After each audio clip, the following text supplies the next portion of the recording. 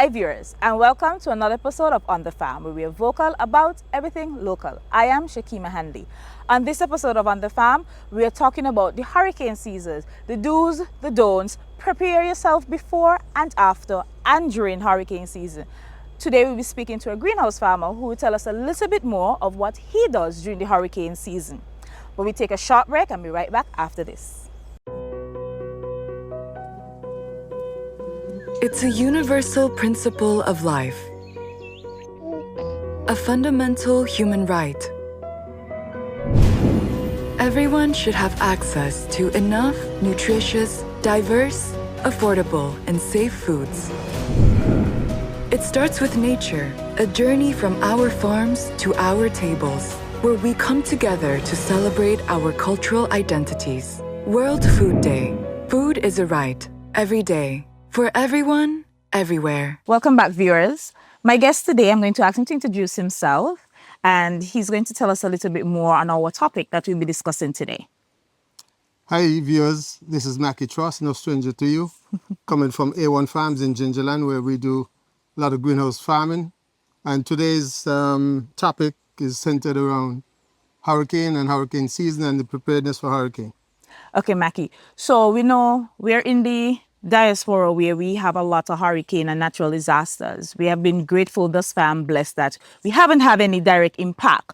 But even as something as simple as a tropical storm or tropical wave, it do have major impact on our farming fraternity here. So tell us, what do you do before hurricane season starts? Well, before hurricane season, we are God-fearing people. We get down on our knees and we pray. And we pray that we got spared lives and good weather throughout the hurricane season. But in preparation for the hurricane season, we usually try to keep the surroundings clear of any kind of debris or anything like that.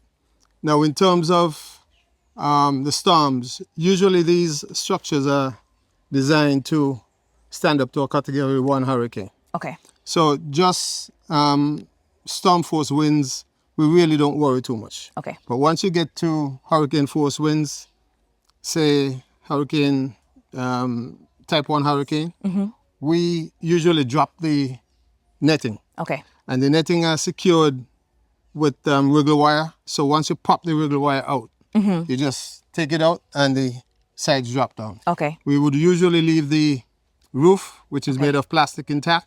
Okay. Because we still want to shelter what is, we're hoping to be a bountiful crop after the storm would have passed. So the roof is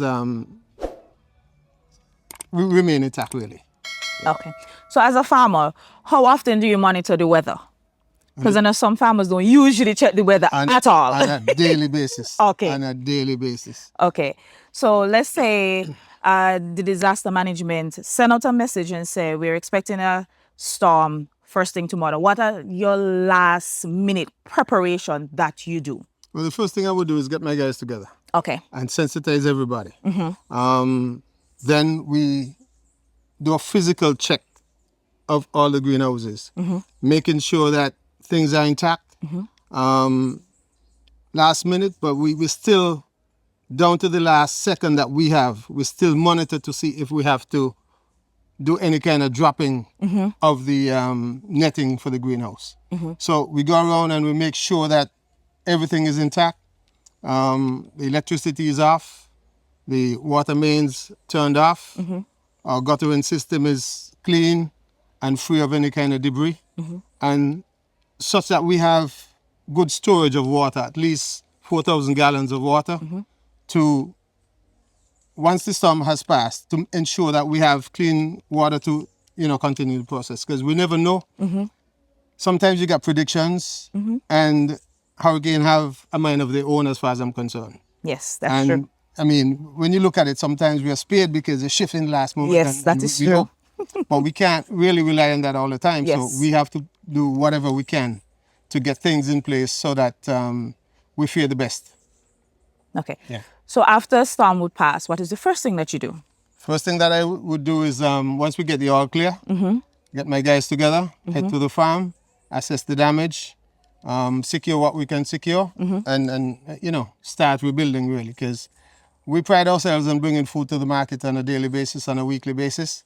So the fastest we could pick up the pieces and put them back together and start farming again is better for everybody. Okay. So how often do you manage your water conservation system? Well, that is done on a daily basis. We've Okay. got 5 1,000-gallon tanks on site. One is not really hooked up to the main system, that's just there. But on a daily basis, we check our levels. So we monitor that on a daily basis. So at any given time, we shouldn't have less than 2,000 gallons of water stored on the farm.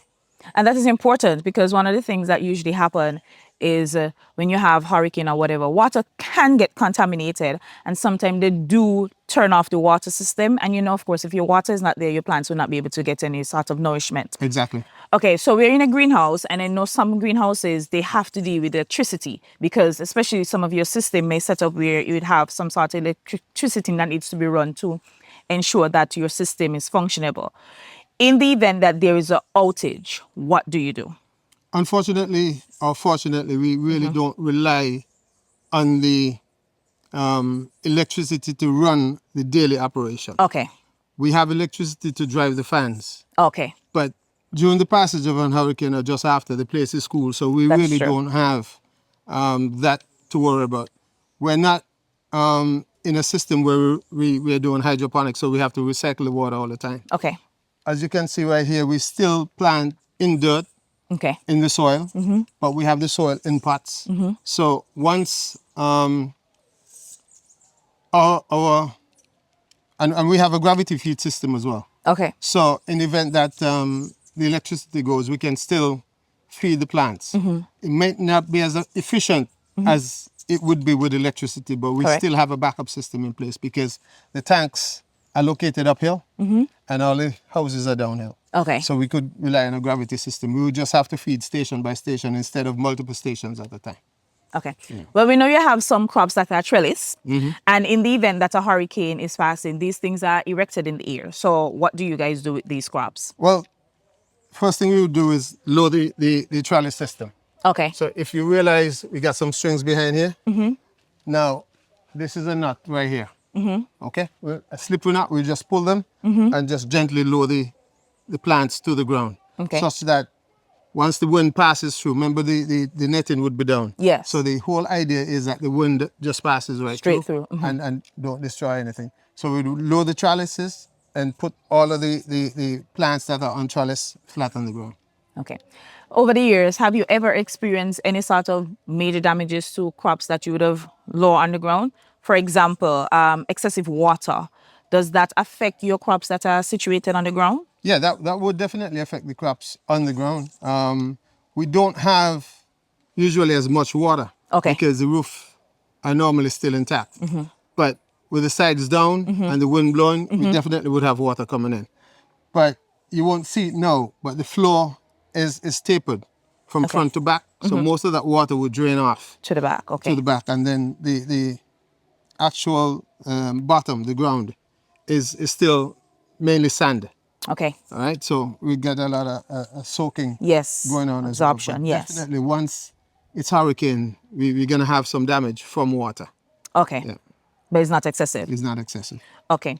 For one greenhouse farmer to the next, what would you encourage your other greenhouse and even outdoor farmers to do in preparation of hurricane season? Well, be vigilant. You have to be vigilant, and remember your crop is your livelihood. So you got to be vigilant and protect your crop and take all necessary precautions and listen to the reliable sources like Yes. NEMA and the official sources, not hearsay on social media, and be guided by official warnings and take heed as soon as possible. Oh, I have one last question. Does the season allow you to change the type of crops that you plant? Because I know some farmers, depending on the season, well, outdoor farmers, they tend to change the type of crop that they plant in the event that a hurricane is to come. Well, we in the greenhouse, we mainly concentrate on leafy greens plus cucumber, tomato, and so on. So we run that all year round. What I can tell you, though, is we've seen unprecedented heat 2023 and now 2024. So if we go throughout these 4 greenhouses, you wouldn't see one tomato plant. Because what was happening ever since back up in May is that the tomatoes were ripening even before they reach a full stage. Yes. Yeah, the heat was just bringing them in. Yes. So that wasn't doing it for us at all. We had the same experiences with bell pepper, but we persisted, but the yield is just not there.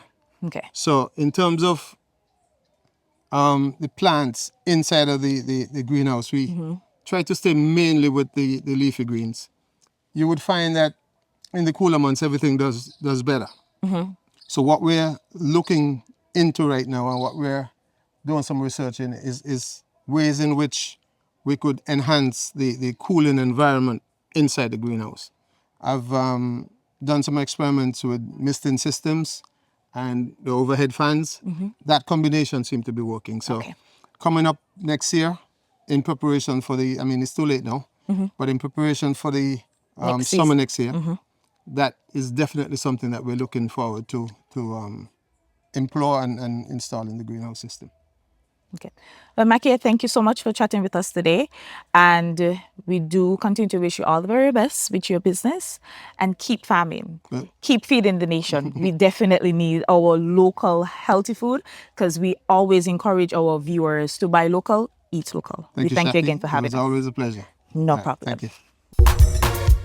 Fresh local fruit and vegetables produced for our nourishment. Buy local, eat local. And there you have it, viewers. Another episode of On the Farm, where we're vocal about everything local. Just to recap this episode, we spoke to Mr. Mackie Tross, who's a greenhouse farmer here on the island, and he was able to tell you what he does in terms of preparing for a hurricane, what he does after a hurricane would have passed in regards to protecting his greenhouse. Until next time, I am Shakima Hanley. Bye.